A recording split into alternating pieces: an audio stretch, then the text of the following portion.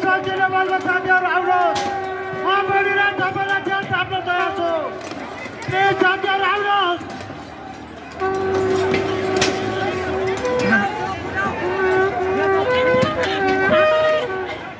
आदरणीय साथीहरू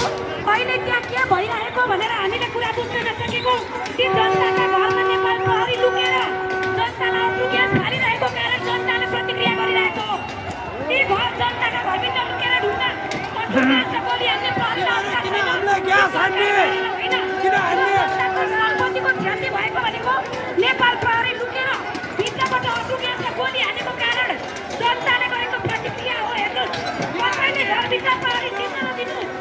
आफ्ना निजी घरमा प्रहरी छिर्न कसैले नदिनुहोस् तपाईँको घर ध्वस्त हुनेछ प्रहरीले हान्दा सडकबाट म फेरि पनि यहाँलाई जानकारी गराउन चाहन्छु कृपया स्थानीयहरूको घर घरमा गएर प्रहार नगर्नुहोला अश्रु ग्यास नफाल्नुहोला घरमाथि गएर स्थानीयमा हुँदैन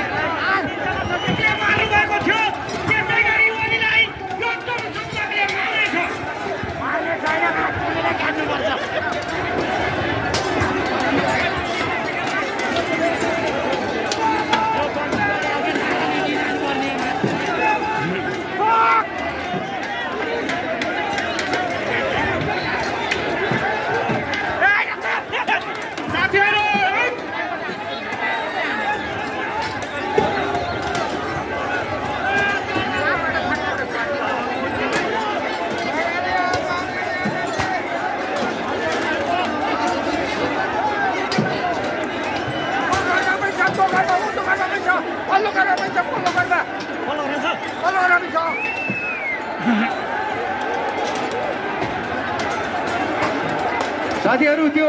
घरमा सिसा हानिराख्नु भएको थियो त्यो घरको सिसा थिएन दिनु साथी है अनि यतापट्टि प्राण भएको साथीहरू रोडमा निस्किने होला तिमी मात्रै लडिरहेको छ अनि बिचमा अब साथीहरू चाहिँ बिचमा बसिरहेको छ यहाँ सबैजना रोडमा अरू साथीहरूलाई साथ दिनु होला है हाम्रो एकजना साथी सिकी त 2 जना भइसक्नु भएको छ अगाडि जाउँ प्राण भएको